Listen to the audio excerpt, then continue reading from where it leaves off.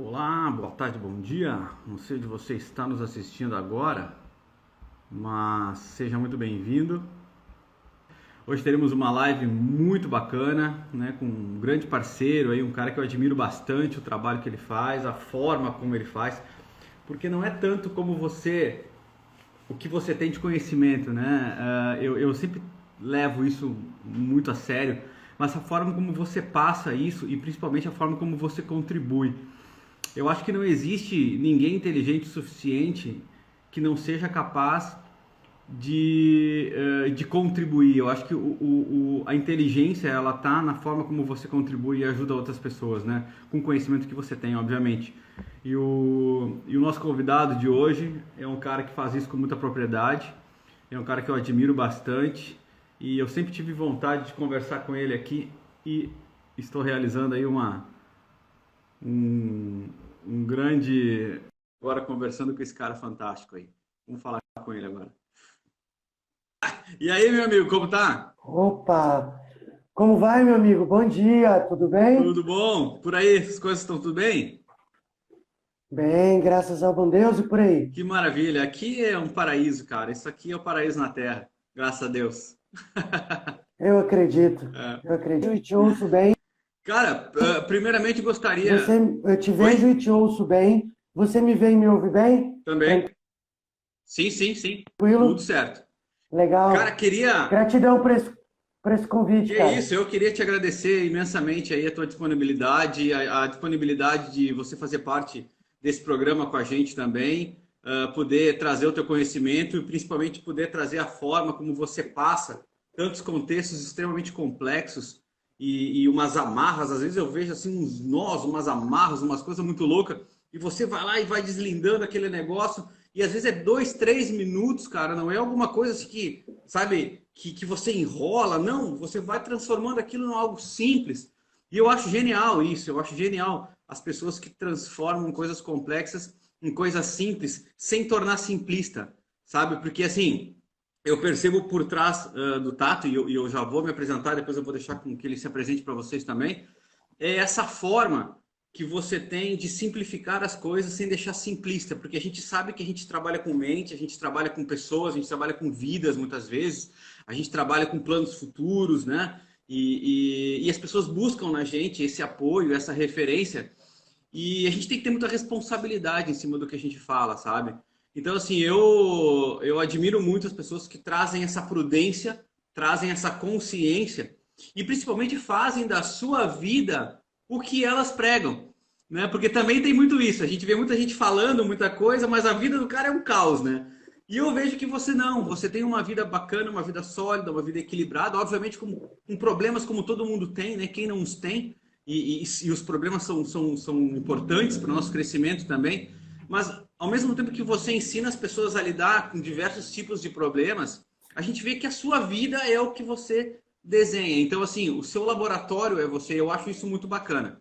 Deixa eu só me apresentar rapidinho aqui, depois eu te passo a palavra, e aí eu tenho algumas perguntinhas aqui que eu separei para a gente conversar.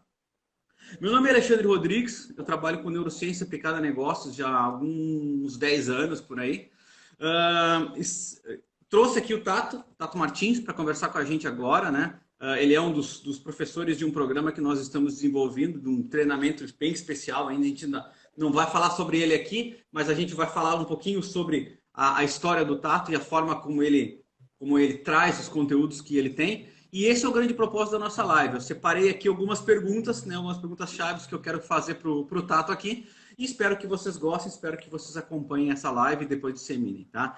Essa live depois ela vai ficar lá no meu canal do YouTube. Então, quem quiser assistir depois, quem quiser mandar para um amigo e tal, só ir lá no @neuroexpert no YouTube, também vai encontrar. Tato, te apresenta aí. Quem é o Tato? Cara, eu sou o Tato Martins, assim que eu estou nas redes sociais, também no meu canal do YouTube. Eu tenho formação, minha primeira formação foi, na verdade, em educação física, onde eu tive o privilégio e a oportunidade de conhecer a biologia das pessoas, o mecanismo de como elas funcionam, né? E depois disso eu tive várias outras experiências, outros conhecimentos no campo do comportamento, desde o coach, desde a neurolinguística, desde análises comportamentais, inclusive internacionais, e agora, como psicanalista, né, minha formação carro-chefe hoje, é a ferramenta na qual eu mais me baseio para poder tentar contribuir da melhor forma possível, somando tudo isso, é claro, mas como carro-chefe, a psicanálise para poder contribuir com a forma como as pessoas lidam com a vida, com a forma como as pessoas buscam esse equilíbrio que é o tema da nossa live de hoje. Então, e desde já eu quero muito, muito agradecer a você, que traz também esse conhecimento no campo aí da neurociência, é uma coisa que eu sigo você, inclusive, para aprender com você, para poder expandir a forma de trabalhar esse conhecimento e tentar trazer essa experiência de paz para as pessoas. É isso aí, cara. E me diz uma coisa, Tato, você faz esse trabalho individual, em empresas, em mentorias? Como é que é o trabalho que você faz? Em treinamentos também tem cursos? Isso, tem essas três, eu trabalho com essas três vertentes, né? Trabalho no atendimento de algumas empresas, tanto no campo da comunicação quanto no campo do RH, atendendo essas pessoas. Tem um atendimento individual, que é o atendimento psicanalítico individual, que hoje acontece online, desde a pandemia. Antigamente eu fazia atendimento no meu consultório, né? E isso provavelmente só retorna a partir do ano que vem, levando em consideração algumas coisas, né? Que no meu caso aqui, vacina e tudo mais, né? Enfim, então, mas esse atendimento ele acontece hoje presencial, individualizado, atendo grupos, atendo empresas, atendo alguns projetos, dou consultoria sobre isso, né? Então, é assim que hoje acontece. Bacana. Cara, eu separei algumas perguntinhas aqui, dentro daquele contexto que a gente já tinha tramado aqui, de a gente trazer para o pessoal. E aí eu queria ouvir a tua opinião e também eu vou aproveitando que o pessoal vai colocando no chat aqui algumas perguntas e a gente vai navegando junto com as dúvidas do pessoal que está nos assistindo aqui também. A primeira pergunta é a seguinte, ó. Muito se fala que a felicidade está no equilíbrio. O que seria esse equilíbrio? O que é o equilíbrio que todo mundo fala, mas eu vou dizer o sentimento que eu tenho. Eu vou numa palestra e todo mundo fala de equilíbrio, equilíbrio, equilíbrio, mas assim, a gente sai dali super motivado, mas como a gente traz realmente isso para a nossa vida? E eu queria um conceito teu, vindo das tuas experiências, o que é um equilíbrio e por que isso traz a felicidade? Por que se conecta equilíbrio de vida à felicidade? Legal. Uma coisa importante que a gente precisa trazer, que é desmistificar essa palavra equilíbrio com algumas ideias que algumas pessoas têm, duas principalmente. Primeiro, que sempre quando a gente fala sobre equilíbrio, as pessoas fazem uma ligação direta, por exemplo, com aquela ideia de monge, com aquela ideia extremista de equilíbrio, no sentido que aquela pessoa nem vive a vida normal, vamos falar assim. E uma segunda ideia que as pessoas têm de equilíbrio, que é relacionado à ausência de problemas. Ok. Na realidade, é o contrário. O entendimento desse conceito de equilíbrio está relacionado não a uma vida perfeita, ou mística, ou como um monge, por exemplo, ou como alguém que, quando encontra o equilíbrio, está aquém, está ausente de problemas. Não, não é isso.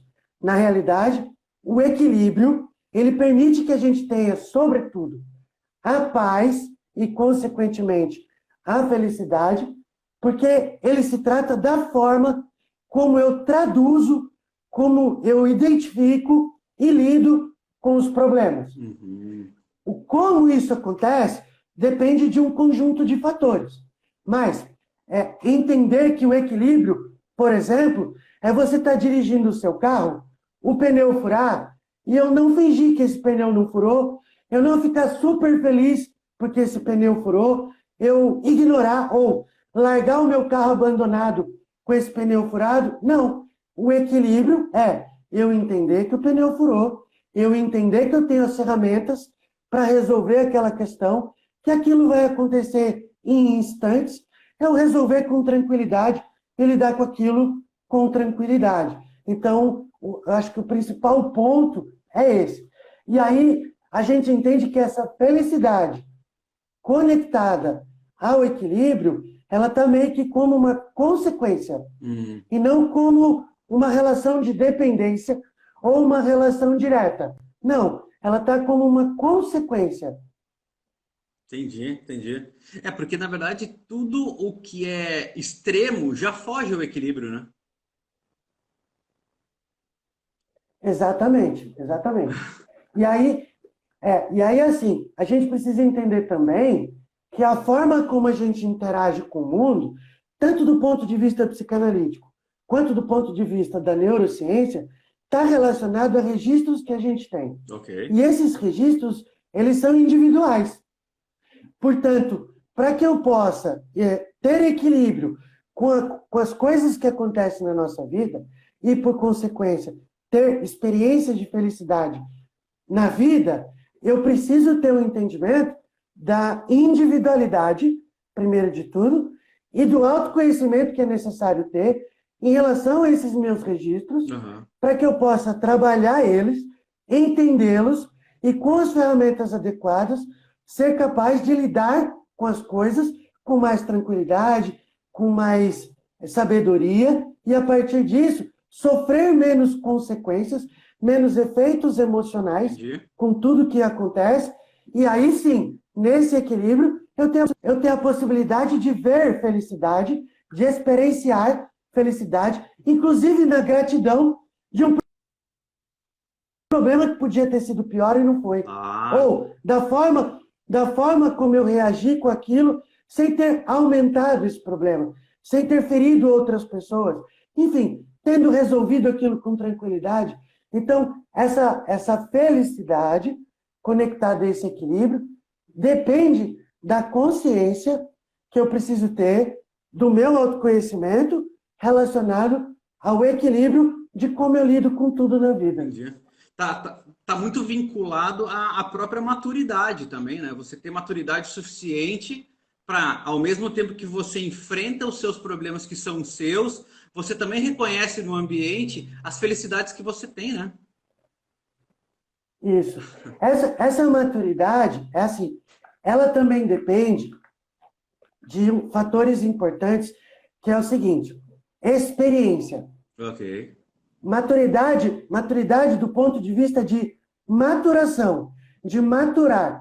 Por quê? Porque tem pessoas que vivem uma experiência aos 20 anos de idade e têm a oportunidade de refletir e amadurecer em relação àquela experiência. E tem pessoas que têm experiências aos 60 anos de idade, por exemplo, 40, 50 anos de idade, por exemplo, e não têm oportunidade ou estímulo para refletir sobre aquela experiência que ele viveu, e mesmo sendo uma pessoa mais velha, ela não amadureceu sobre aquele episódio, sobre aquela experiência. Então, essa maturidade, ela não está tão necessariamente relacionada à idade, mas está muito relacionada a uma experiência de maturação aos episódios que a gente vive, às coisas que a gente sente, aquilo que a gente tem no nosso inconsciente e repete, e que quando a gente busca autoconhecimento, a gente tem a oportunidade de amadurecer sobre isso, ter um comportamento diferente, ter um entendimento de por que está fazendo aquilo, de como aquele processo acontece na nossa vida. Então é por isso que, às vezes, a gente vê pessoas com muita sabedoria, nem tanto com tanta idade, e às vezes pessoas com muita idade e nem tanto com tanta sabedoria. Então, é importante a gente entender essa relação que existe sobre a maturidade em relação a amadurecer as experiências que a gente vive. Entendi. Nossa, é um mundo, né? E cada passo desse é um mundo novo, né? Que se abre. Vivendo e aprendendo, né? Claro. Vivendo e aprendendo.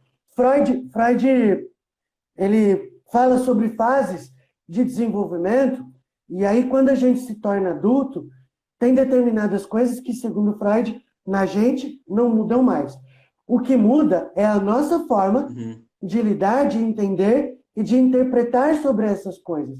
Então, esse amadurecimento é exatamente isso. É a forma como a gente começa a interpretar as coisas como elas são e como a gente vive e como a gente é.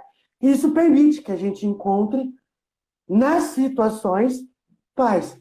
Porque a felicidade, as pessoas almejam uma vida de felicidade, e é delicado isso porque há uma grande contradição no seguinte sentido. Por exemplo, é muito difícil eu ter felicidade em uma situação de luto, por exemplo. É difícil eu ter felicidade em uma situação onde eu sou demitido do meu emprego, onde eu fico doente. Porém, é possível ter paz em uma situação de luto. Claro. É possível ter paz perdendo o emprego. É possível ter paz em uma situação delicada da vida. Claro. É por isso que a paz é o centro aqui para nós, porque ela antecede qualquer outra experiência, por exemplo, de felicidade. Claro. A paz, ela precisa vir primeiro. Claro. As pessoas me perguntam, né? Já me perguntaram, professor, onde é que, né, como é que acha a felicidade e tal? E eu disse, procura onde está a sua paz. É lá. Não existe felicidade sem paz, não existe. Primeiro é a paz, Isso. depois e é uma lição importante para todo mundo. A própria relação de que o que tira a tua paz é caro, né? Então assim, mas isso é barato, não. Tirou a paz é caro. Então tudo que tira a tua paz é algo que te suga a tua energia de uma forma mais vital, né?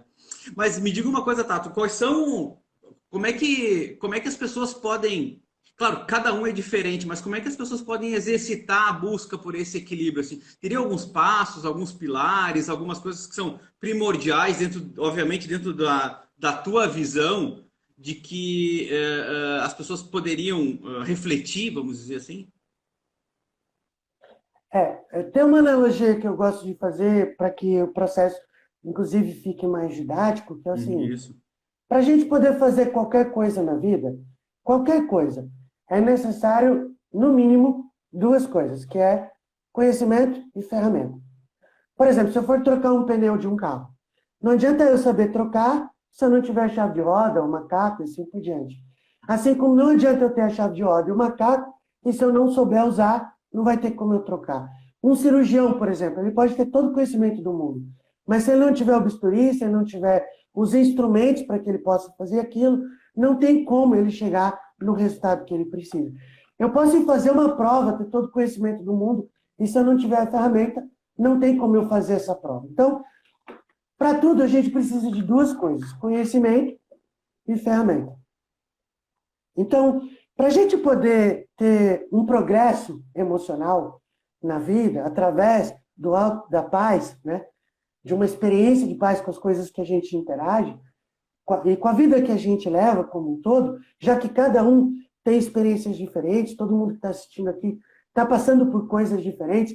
Tem gente que está na praia, tem gente que está trabalhando, tem gente que está doente, tem gente que está no luto.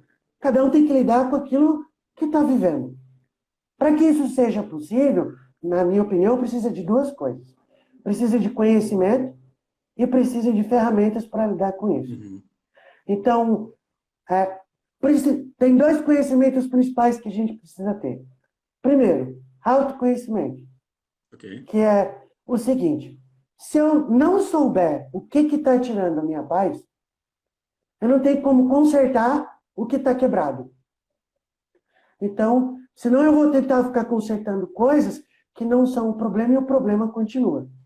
Então, esse é o primeiro ponto. Tudo começa no autoconhecimento. E aí eu preciso entender que eu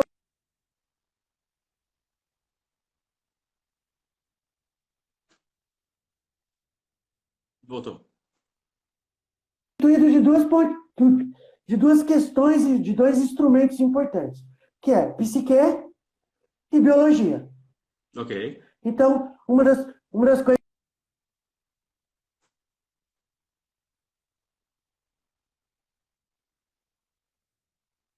Voltou.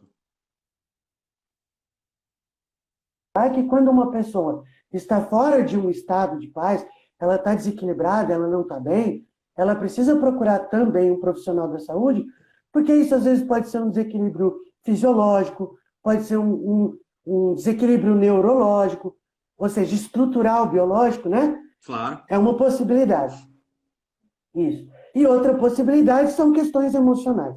Então, a gente precisa, primeiro de tudo, buscar autoconhecimento, saber como o nosso corpo está e saber como nossa mente está, para que a gente possa saber onde que precisa de atenção. Ok. Feito isso, tendo esse conhecimento, a gente vai precisar de ferramentas. Então, logicamente, do ponto de vista biológico, um médico, um profissional de educação física, um profissional da área da saúde, vai trazer ferramentas que vão trazer um resultado positivo, Ok. né? E no campo do conhecimento, que pode ser do conhecimento psíquico, pode ser do conhecimento da vida, pode ser do conhecimento cognitivo, pode ser de várias esferas do conhecimento, inclusive da neurociência. Eu posso estar necessitando de conhecimento para que eu tenha, de repente, um comportamento novo, para que eu tenha um pensamento novo, para que eu tenha uma atitude diferente. Então, eu vou precisar buscar esse conhecimento sobre mim, de onde está o problema, primeiro de tudo. Depois, eu vou buscar conhecimento sobre as soluções e os mecanismos desse problema. E depois, eu vou buscar ferramentas para que eu tenha possibilidade de fazer o que tem que ser feito. Que podem ser desde ferramentas químicas, se for necessárias, dependendo do problema, com acompanhamento médico, é lógico, até ferramentas desde a terapia cognitiva comportamental, até ferramentas da própria neurociência, ferramentas do coaching, se for o caso necessário. Enfim, mas o caminho, ele é esse. Ele é um caminho de eterna investigação para eterno autoconhecimento, para que a gente possa ter a informação e as ferramentas necessárias para a gente poder lidar com a vida com tranquilidade, com paz, medindo as coisas. Eu acho que uma das ferramentas mais importantes que existem, que eu acho que era legal a gente deixar aqui, que é a tríade da sabedoria, que é sempre utilizar perspectiva, referência e realidade. Uhum. Toda vez que a gente perde a nossa paz com qualquer coisa, com um problema, com uma doença, com um desemprego, com uma situação, um nível de sofrimento que chega a ser patológico, ele normalmente está relacionado ao afastamento de uma desses três vértices de um estado emocional equilibrado, que é referência, perspectiva e realidade, que significa eu, de repente, fazer uma projeção desse problema para que ele se torne, de repente, maior do que ele de eu imaginar que vão acontecer coisas diferentes do que, de repente, estão distantes da realidade. Então, por causa disso, gera em mim um sofrimento muito maior do que, de repente, está relacionado à realidade que eu estou vivendo. Então, são ferramentas que a gente pode utilizar para retornar a um eixo central de equilíbrio, para poder lidar com as coisas com tranquilidade e com sabedoria. É claro que esse é um assunto que daria aulas e aulas, né? Ah, é simples de entender quando você fala, mas cada passo desse, obviamente, exige um esforço mental e um esforço de você se debater com as suas próprias crenças, né? E o seu próprio comportamento, que é aquele comportamento que faz mal para você mesmo e que o teu próprio comportamento te coloca em ponto de desequilíbrios, né? Então, assim, eu acho que essa é a parte mais fantástica, que é o autodescobrimento ao longo do processo. A cada passo você se descobre e melhora, você se descobre e melhora. Não é aquela coisa que você tem que fazer 5 anos para você descobrir um ponto, né? Você vai melhorando durante o próprio andar do trajeto, né? E me diga uma coisa, Tato.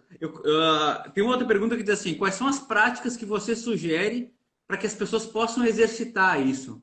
Se tivesse algum tipo de exercício, ou uma autorreflexão, ou um momento do seu dia, não sei, o que você sugere? Legal. É claro que existem vertentes diferentes sobre a questão do estado emocional, né? Ok. Então, por exemplo, no campo da neurociência, a gente avalia muito as interações, por exemplo, cerebrais que explicam um processo cerebral para aquele estado, né? Ok. No campo da psicanálise, a vertente principal é o pensamento. E tudo está relacionado a o que eu penso e como eu penso. Uhum. Então, uma das dicas mais importantes, que é simples, na verdade, assim, é difícil, não complicado, difícil por ser algo novo e algo que as pessoas não estão habituadas a fazer, mas que com o hábito tem a possibilidade de se tornar uma coisa super mais fácil de praticar, que é o pensar sobre o que eu estou pensando. Olha. Isso. A possibilidade do autoconhecimento, que Freud chamou de elaboração, que significa eu elaborar o que eu estou sentindo, o que eu estou passando, o que eu estou pensando, é treinar, e isso acontece muito no processo terapêutico, treinar a minha capacidade de pensar sobre o que eu estou pensando. Por quê? Porque quando eu aprendo a pensar sobre o que eu estou pensando, eu começo a avaliar se aquele pensamento que eu tenho realmente faz sentido ou não. Se ele é um pensamento bom para mim ou não. Se ele é bom para o que eu estou vivendo ou não. Se aquele pensamento vai me levar realmente para um próximo nível ou vai me fazer retroceder. Por quê? Porque a gente tem uma tendência de só pensar e agir. Aham. Pensar e agir. Ou pensar e falar, pensar e agir, pensar e falar. Instintivamente. Sim. Quase como que como uma forma de reação para tudo que acontece na vida o tempo todo. Então, o meu alarme dispara, por exemplo, de manhã, eu reajo só. Eu não tenho nenhum tipo de reflexão sobre isso. Sim. Tudo que vai acontecer, eu fico doente, eu perco alguém, ou o meu trabalho está chato, eu olho para aquilo e penso, só, está chato. Mas eu não paro para pensar sobre o que eu estou pensando. Uhum. Então, uma das operações mais importantes para que a gente possa ter inteligência emocional é entender o que eu estou pensando. Porque controle emocional, na realidade, do ponto de vista freudiano, não existe. Claro. O que existe é inteligência emocional, porque a emoção fisiológica mesmo, em tese, a gente não controla. Claro. Né? Isso mesmo. Lógico, né? A gente não controla. O que a gente tem é a capacidade de perceber como a gente está lidando com o que está acontecendo o tempo todo, e a partir disso, de forma cognitiva, de forma consciente, tomar decisões para que eu interaja com aquelas coisas de formas diferentes. Maravilha. É claro que isso não é fácil, porque a gente não é treinado a fazer isso. Infelizmente, a gente não é né? treinado a fazer isso. E eu acho que isso, Infelizmente. eu acho que isso tinha que ser feito desde a infância, sabe? Desde a escola. A escola traz tanta bobagem e você ter, por exemplo, esse tipo de treinamento para crianças já fazer com que elas mesmas se compreendam desde tão cedo seria algo essencial, né? Isso. E a questão não está em a criança saber algo técnico. Claro. A questão está em um estímulo, e isso já acontece no mundo. Na Alemanha tem algumas escolas que têm artigos já, estudos, trabalhos incríveis nesse sentido, que significa a criança receber estímulos sobre como ela pensa para interagir com as coisas. Porque assim, por exemplo, segundo Freud, e essa é uma teoria que ninguém disse, olha, isso está errado, na nossa mente, e é importante trazer um pouco de ciência para que as pessoas possam entender que existe fundamento nisso, e até pesquisar se quiser e tal. Na nossa psique, existem 3 personagens, vamos chamar assim, que é id, ego e superego. Desde que a gente nasce, o nosso id, que são os nossos instintos e desejos, instintos de sobrevivência, de se alimentar e tudo mais, os nossos instintos, eles são desenvolvidos e estimulados em nós desde que a gente nasce. Sim. Em contrapartida, o nosso superego, que são as regras que a gente também recebe dentro de casa, sobretudo, desde a hora de mamar, hora de dormir, hora de onde e como a gente poder fazer as nossas necessidades fisiológicas e assim por diante, a gente é estimulado com regras também desde que a gente nasce. Claro. Só que o nosso ego, Fica do ponto de vista da psicologia, ele é pouco ou zero estimulado e estimulado tardiamente. 6, 8, 10, às vezes 12 anos de idade é que a gente é provocado, se a gente tiver sorte de ter alguém no nosso meio, seja do ponto de vista da escola, ou em casa, ou alguém que estudou e conviveu com a gente, ou um processo terapêutico, não sei, e aí essa criança, ela recebe algum estímulo a interagir, a entender o que significa essa relação tão conflitante que acontece na mente entre o que a gente deseja e as regras que a gente recebe. Isso tira a nossa paz. O tempo todo, sobre tudo. A pessoa, o adulto hoje, ele acorda, por exemplo, o despertador toca e ele não tem paz. Porque ele pensa, dorme mais um pouco ou acorda. Ele vai comer e ele pensa assim, poxa, come mais um pouco, porque você precisa do ponto de vista fisiológico. Isso é o seu id falando. E o seu superego falando, não, mas você vai engordar, você não vai ficar bem, vai acontecer isso, vai acontecer aquilo. Esse conflito, ele está presente na mente das pessoas sobre absolutamente tudo, absolutamente o tempo todo. E a gente passa a vida inteira sem saber que isso acontece, sem entender por que acontece e sofrendo as consequências disso o tempo todo, em tudo. No trabalho as pessoas passam por coisas chatas e elas não têm a possibilidade, por exemplo, de entender o que aquilo significa e ela fica pensando assim, meu trabalho é um saco, fico ou não fico, preciso do dinheiro. E esse conflito fica na mente dela o tempo todo, em tudo. Aí é óbvio que as pessoas nunca vão encontrar a paz, porque esse conflito está acontecendo, ele começa de manhã, termina, vai para o trabalho, começa, termina, vai para as relações, marido, filho, irmão, tudo, em casa começa, termina, primeiro porque a pessoa não se conhece, não sabe o que ela quer, não sabe o que ela precisa, não sabe por que ela faz tudo o que ela faz, repetindo tudo que ela aprendeu só. E esse conflito fica presente e aí só o que fica na mente dessa pessoa é sofrimento o tempo todo em tudo. É queimando uma energia, um desgaste emocional absurdo que não te permite criar, não te permite inovar, não te permite sair fora da caixa, não te permite essencialmente saber que você é muito maior do que aquele ambiente onde você vive e se mantém num ambiente extremamente tóxico, até porque o nosso cérebro é plástico e ele vai tentar se acostumar melhor possível ao ambiente onde você está, obviamente, né? Incrível isso, né? E ele faz isso. E o pior é que assim, a gente se torna... Tudo nessa vida, segundo Freud, e eu concordo, tem um lado bom e um lado ruim, que são perspectivas. Por exemplo, essa plasticidade cerebral, por um lado, ela é ótima, porque a gente tem a oportunidade de se adaptar. Mas, por outro lado, ela é péssima, porque a gente também se adapta com o que é muito ruim. Exatamente. E permanece naquilo. Então, por exemplo, quem teve a oportunidade de receber um pouco mais de estímulo, lida com a dor de forma diferente. Existe um ditado que diz assim, existe 2 tipos de dor. Aquela que machuca e aquela que... E aquela que é? Tem gente... Tem a dor que machuca e tem a dor que transforma. Tem gente que se adapta tanto à dor que machuca, que vive e morre machucado. E tem gente que, percebe que está doendo, independente de algumas consequências que ela, de forma madura, percebe que vai ter, ela toma decisões para mudar. De novo. Até acertar, até encontrar o seu equilíbrio, a sua paz. Isso. Maravilha.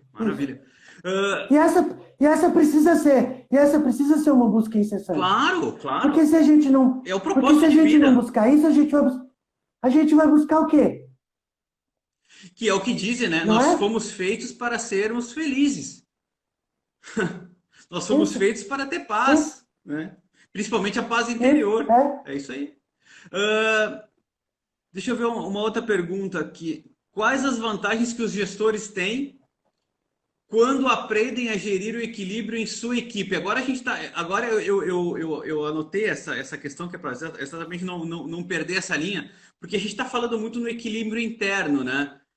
Tu tá conseguindo me ouvir, Tato? tô te Sim, ouvindo, tá. equilíbrio interno. Então, Aham. a gente fala muito sobre a questão do equilíbrio interno e, de certa forma, isso pode ser mais fácil de manejar, porque depende exclusivamente de você, das suas compreensões, do seu próprio tempo e da quantidade de dores e estímulos que você vai sentindo para esse movimento.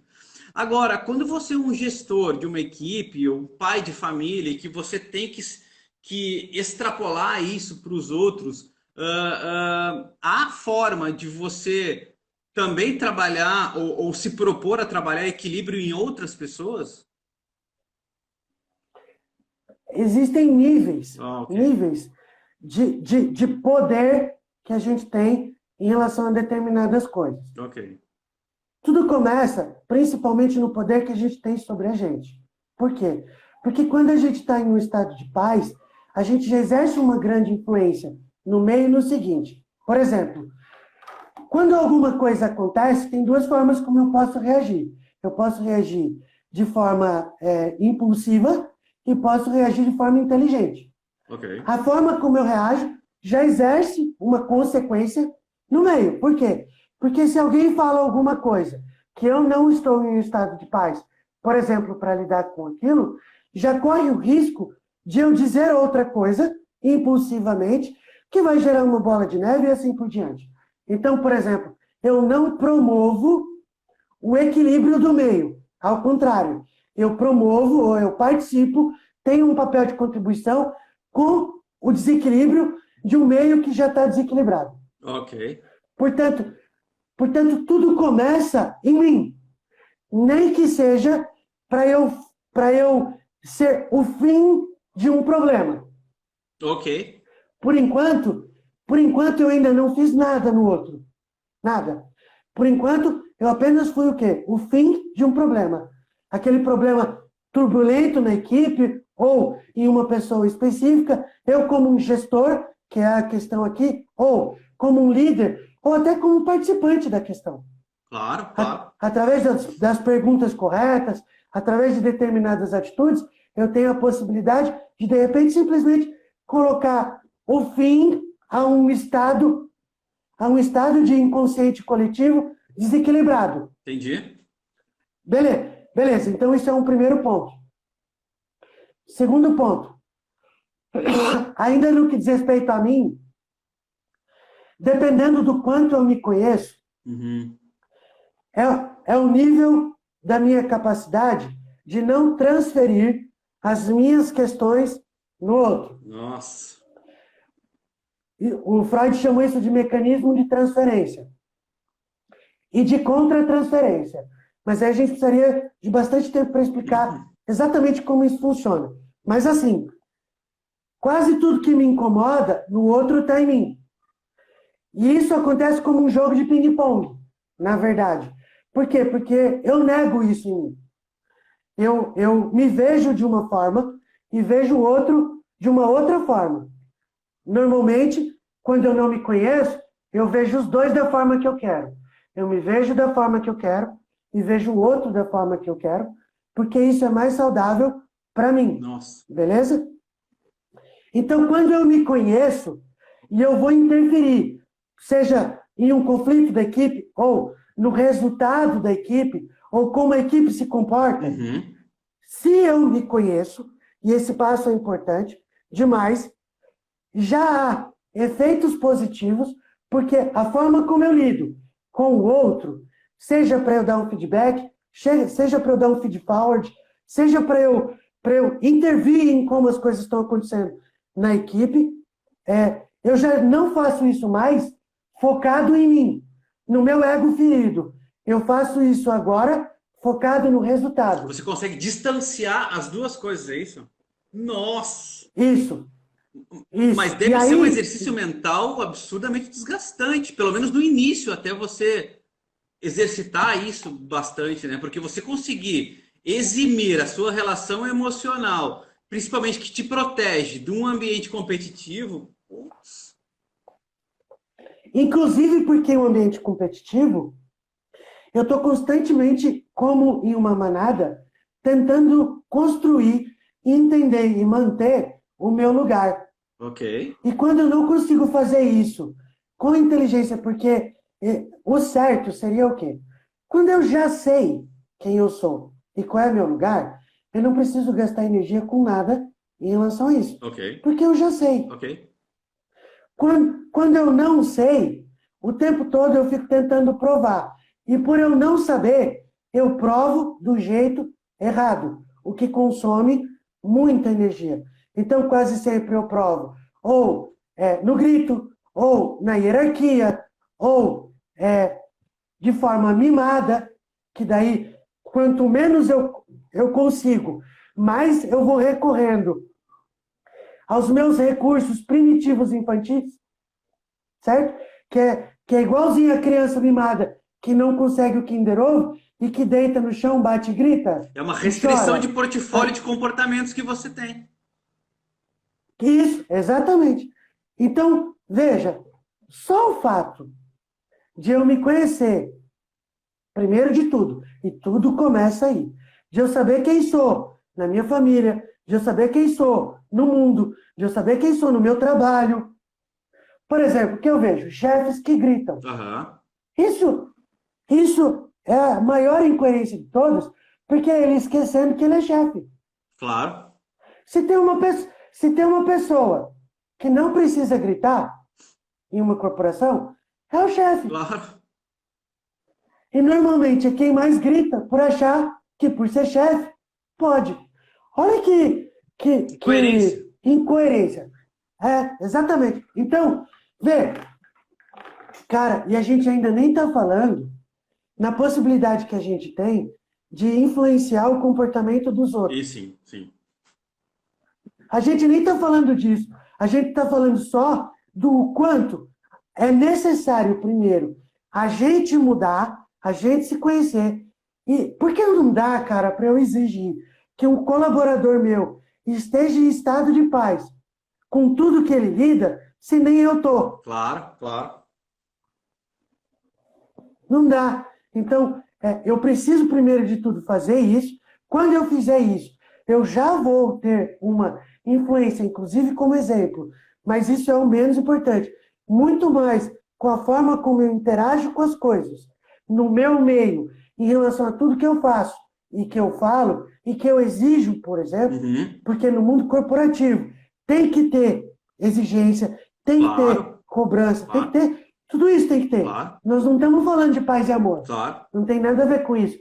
Mas tem a ver, não tem a ver com o quê? Tem a ver com o como. Exato. O como eu cobro, o como eu exijo, o como eu coloco data, o como eu coloco consequência do não cumprimento, Claro. o como eu lido com o não cumprimento. Então, o meu estado emocional Uhum, influencia o como eu influencio esse meio. entendi. Esse é o primeiro passo.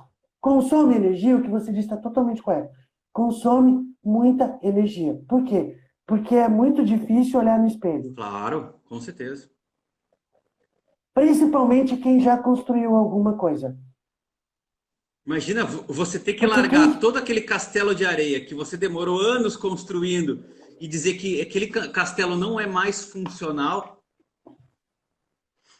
é você olhar para aquele castelo gigante e não querer reconhecer ou negar que ele é de areia. Aham, entendi. É isso. Por quê? Porque tudo bem, existe uma grandeza no castelo, Claro. mas existe uma fragilidade na areia.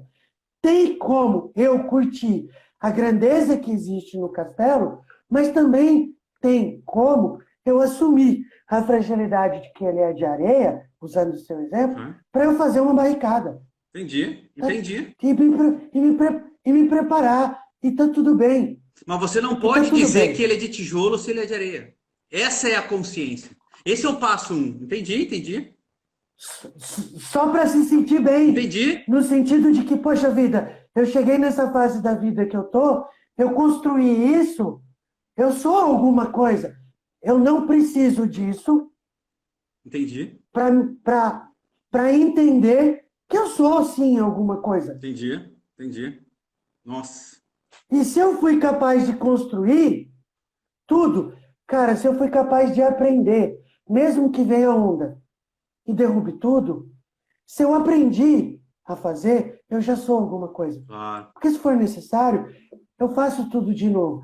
E, cara, não se trata de se satisfazer com o fato de que eu sei um monte de coisa. Não. Se trata de estado de paz. Espera um pouco. A onda veio e destruiu o meu castelo. Tá bom. Adianta eu deitar e chorar? Entendi. Não adianta eu deitar e chorar. Então, eu preciso estar em paz com o seguinte: aceitar aquilo que eu não controlo, veio, derrubou, aconteceu, vou fazer o quê? Mas também considerar, por isso perspectiva, referência e realidade, mas também considerar o fato de que eu sei construir outro, de que tem areia em abundância, de que eu tenho saúde para construir. Quando eu penso sobre o que eu estou pensando, eu consigo me recompor, respirar e falar, então tá, vamos lá. Por quê? Ontem mesmo eu vi um... Pode falar. Não, desculpa te interromper. Só para não perder essa ideia. Ou deita, chora para entender o que aconteceu e depois levanta. Não fica chorando deitado. Porque também, às vezes, deitar e chorar faz parte do seu luto, faz parte da sua compreensão, faz parte da tristeza que é funcional para a nossa vida, a tristeza. Sem a tristeza não haveria a valorização da alegria. Mas se você entendeu o que aconteceu com você e você se reconstrói a partir dali, você venceu. Caso contrário, você vai montar o outro castelinho de areia para o mar matar de novo. É mais ou menos isso? Exatamente isso. É exatamente isso. A tríade do caos, qualquer caos, por exemplo, uma crise de pânico, uma crise de ansiedade, uma crise de tristeza, uma crise de melancolia, qualquer crise tem uma tríade, que tem 3 vértices importantes que a gente tem que entender, que é a profundidade, intensidade e tempo de retorno. Que significa o seguinte, vamos voltar lá no primeiro exemplo que a gente deu hoje, que é do pneu furado. Veja, a gente tem um carro, esse carro tem um pneu, a gente sai com ele. Tem como impedir que o pneu fure? Não. Não tem como impedir. E essa é uma lição importante da vida. Não tem como a gente impedir que o pneu fure. Faz parte. E o carro não roda sem pneu também. Então, ou seja, o risco é iminente.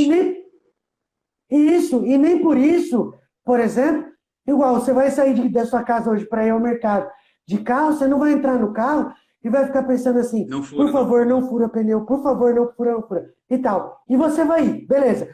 O pneu furou.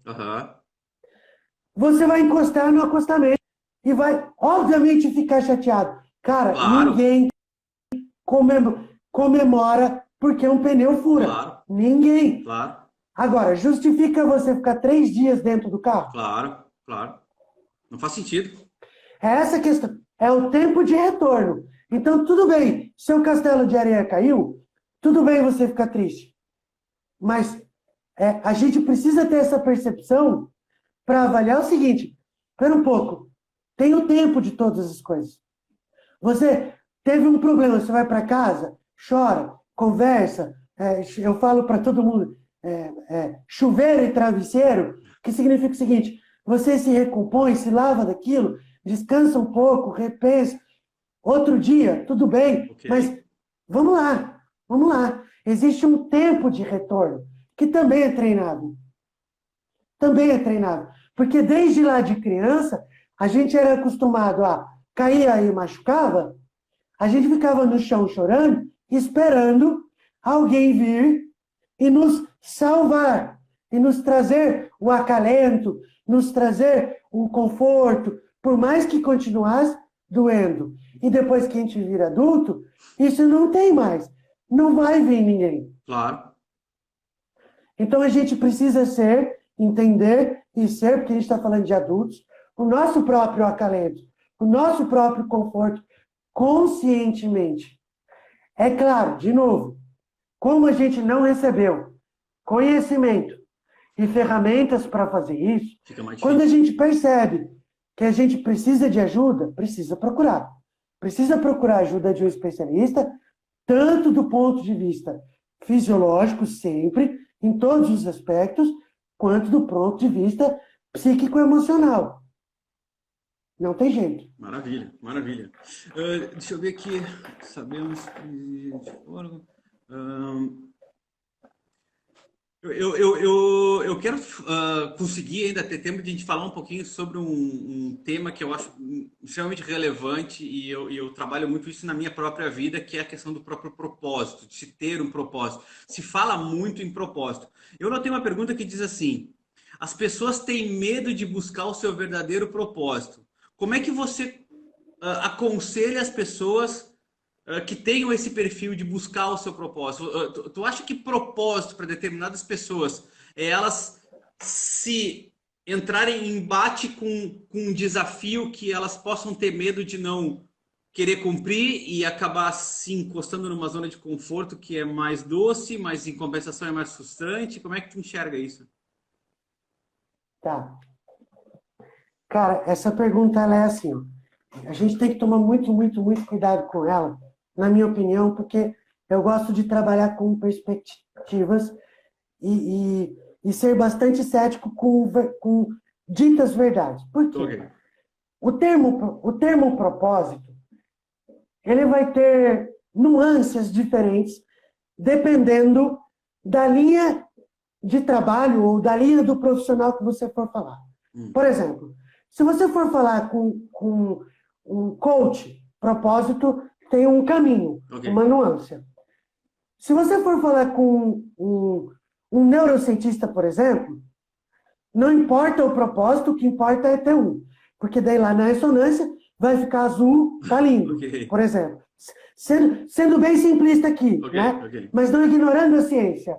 Porque é disso que se trata. Okay. Beleza. Significa que o que precisava acontecer no cérebro aconteceu. Beleza. Ou não está acontecendo. Esse é o ponto. Beleza.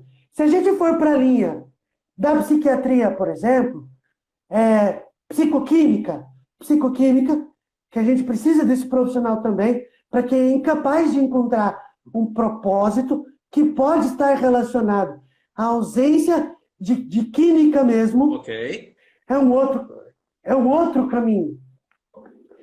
Se a gente for na linha da psicologia comportamental, TCC, terapia cognitiva comportamental, propósito é um outro caminho. E da linha freudiana é um outro caminho.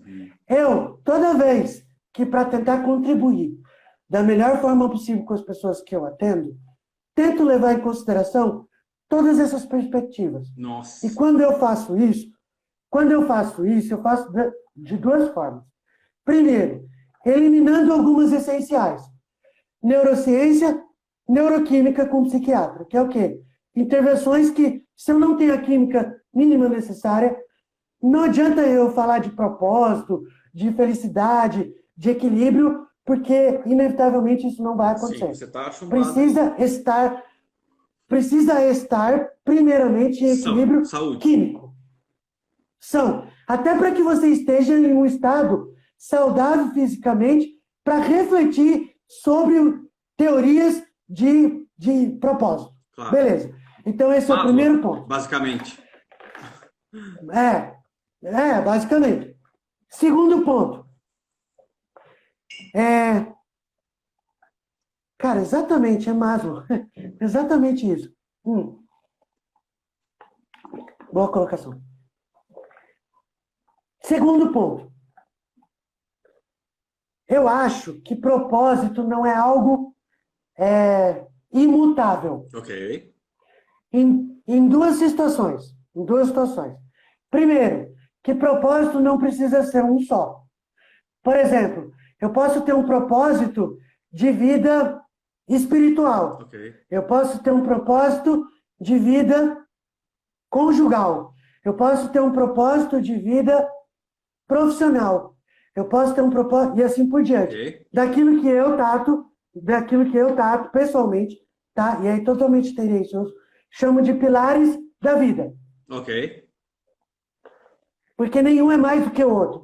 Mas todos eles sustentam esse prédio da vida. Vamos falar assim, para que quando as ventanias batem, as dificuldades, as situações complicadas da vida, esses pilares em equilíbrio ajudam com que a gente consiga se manter de pé. Ok.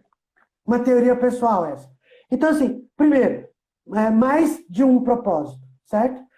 E segundo, esses propósitos, eles podem ir mudando. Por exemplo, propósito conjugal. Na minha vida conjugal, eu posso ter um propósito de ser pai. Quando eu cumprir esse propósito, eu posso ter um propósito de ser um pai presente. Entendi. O propósito de ser um pai presente, veja, ele é um propósito infindável. Entendi. E que dá um propósito de vida para mim. É uma possibilidade. Assim como o meu propósito espiritual. Por exemplo, eu posso ter um propósito espiritual da doação. Esse propósito é infindável. Por isso que, mesmo na construção do propósito, tudo ainda começa no autoconhecimento. Porque um propósito de verdade só vai fazer sentido se eu me conhecer. Por quê? Porque tem gente que não vê sentido, por exemplo, em uma vida espiritual ou em uma vida conjugal. Ok. Tem gente que nem quer ter uma vida conjugal. Então, encontrar esse propósito vai depender de quais são os pilares dessa pessoa. Tá, mas o que você está dizendo é que todo mundo tem um propósito, mas não necessariamente sabe qual é. É isso? Todo mundo pode ter.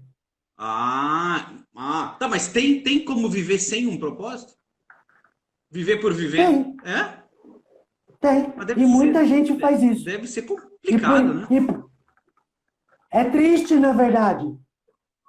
É triste por duas razões.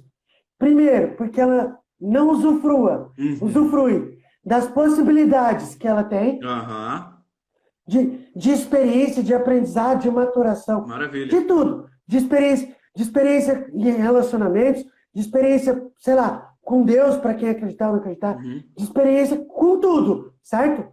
São possibilidades que essa pessoa deixa de viver. E segundo, o campo de diagnóstico sobre a forma como essa pessoa vive, a capacidade dela de traduzir tudo o que acontece na vida, acaba sendo muito pequena. É uma vida de reatividade. Entendi. De não construção. Por exemplo, de não paz, de não construção, de não tranquilidade, de não perspectiva, de não expectativa. É como se você não se encaixasse num determinado ambiente e primeiro ter que procurar se encaixar e aí depois entender o que está acontecendo, alguma coisa nesse sentido. Porque assim, ó, vamos entender. O conhecimento faz com que a gente saia de um padrão de vida instintivo. Ok. Quem não tem propósito acaba tendo um propósito inconsciente, Ok, entendi. que é o instinto de sobrevivência. Entendi. Que é o id, aí, ou comandado pelo id, porque gera mais prazer, né? É mais fácil, ou comandado pelo ego, que cria milhares de crenças limitantes. Entendi. E aí a pessoa interage com as necessidades básicas que ela tem. Ela pensa, vive e interage somente conectada com isso.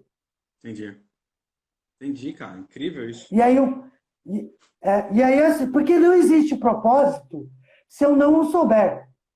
Toda vez que você pergunta para a pessoa quais são os seus propósitos de vida, por exemplo, se ela não sabe, então ela não tem. Nossa. E aí o propósito que ela tem, inconsciente, porque, por exemplo, Freud tem as leis dele, que nem as leis de Newton, por exemplo. Freud tem as leis dele. E de ego superego é uma lei de Freud. Outra lei de Freud, que é usada, que é muito conhecida como aquela do iceberg, Sim. é a lei do consciente e do subconsciente e inconsciente. Beleza. Nós temos comportamentos que são inconscientes. Claro, que está abaixo do iceberg. Isso, eles são inconscientes porque eu não penso no que eu estou pensando. Entendi. Legal? Beleza. Então, por exemplo, muitas vezes, o meu propósito de vida, que é um propósito inconsciente, ou seja, eu não penso o porquê eu faço. O que eu faço, se isso acontece, está 100% relacionado a simplesmente sobrevivência. Comer, beber, dormir, reproduzir, sexualidade, né? Fugir do perigo, dormir, vestir, isso. Entendi. Incrível, né? Incrível a tristeza que é quando o seu cérebro te recompensa somente quando isso se concretiza. Você não consegue subir o nível de recompensa, você não consegue ter recompensas ao qual você domina o seu cérebro e dá a ele a recompensa que você quer de forma consciente. É loucura isso, né? Mas a recompensa, ela nunca vem sozinha. A dor vem também. Eu acho mais triste quando a pessoa convive com a dor e não tenta, ela aceita isso, por exemplo. Entendi. Mas é muito complicado porque nada disso acontece por acaso. As pessoas que lidam com a dor, também às vezes recebem condicionamento. Né? Claro. Sempre É. tem recompensa. Um elogio mesmo num de que você ambiente lida bem com a dor um elogio de que você lida bem com a dor é uma recompensa. Cara, a gente está chegando no finalzinho aqui, mas ainda tinha umas 2 perguntas para fazer. Como é que tu está de tempo aí?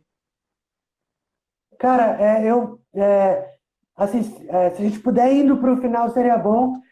Desculpa, é que a agenda está realmente beleza. bem cheia, daqui a pouco tem... 2 perguntinhas, pode ser? Uma e a outra que a gente fecha. Manda. Tá. Manda. O que é sucesso, Tato, para você? Para você, o que é sucesso? Vamos dizer assim, o Tato tem sucesso, eu acho que o Tato tem sucesso, o Tato acha que eu tenho. O que é sucesso? Cara, nossa, é assim. Assim como a palavra propósito, que tem nuances, a palavra sucesso também tem nuances, né? Por exemplo, para Freud, sucesso é você estar em paz com as suas decisões. Ok. Eu gosto muito dessa perspectiva e uso ela muito como uma ferramenta para mim. Não como uma verdade absoluta, mas como uma ferramenta quase universal. Ok. Mas para mim, cara, sucesso é eu estar em paz, realizando os meus propósitos. Ok. E estar em paz enquanto eu ainda não consegui realizar. Entendi. Ou seja, pra equilibrando mim, o tempo inteiro. Sucesso é isso. Tendo um caminho ao qual você consiga se equilibrar o tempo inteiro. Entendi. Sucesso para mim também é busca. Entendi. Não é só o alcance, né? Sucesso para mim é busca. Eu acho que tem mais sucesso quem aprende a buscar e a lidar com o que alcançou do que com simplesmente Porque, por exemplo, eu acho que tem mais sucesso o atleta que aprendeu a se exercitar na vida do que o atleta que chegou no primeiro lugar. Claro. Eu vejo muitos atletas que chegaram no primeiro lugar e pararam de treinar.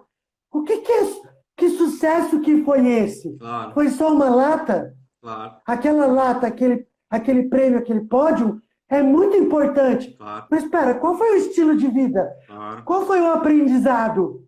Então, o sucesso, para mim, está muito mais relacionado a aprender a buscar, aprender a lidar com o processo de busca, ter esse foco saudável e viver com ele em paz e com os insucessos. E com os insucessos desse processo em paz, porque aí a vida é tranquila. Todo dia você está bem, todo dia você está tranquilo. Com a busca e com os insucessos da busca. Claro. Ou seja, divirta-se montando a festa também. Sucesso para mim é isso.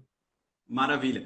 Cara, para nós fechar, então, eu vou te fazer a mesma pergunta que eu estou fazendo para todos os profs, tá? Com uma pergunta final aqui, que diz assim, ó, o que Legal. podemos esperar em ver em uma disciplina chamada a performance do equilíbrio? Qual é o escopo, qual é o resumo da disciplina que você vai trabalhar com a gente? O que a gente vai ver nessa disciplina?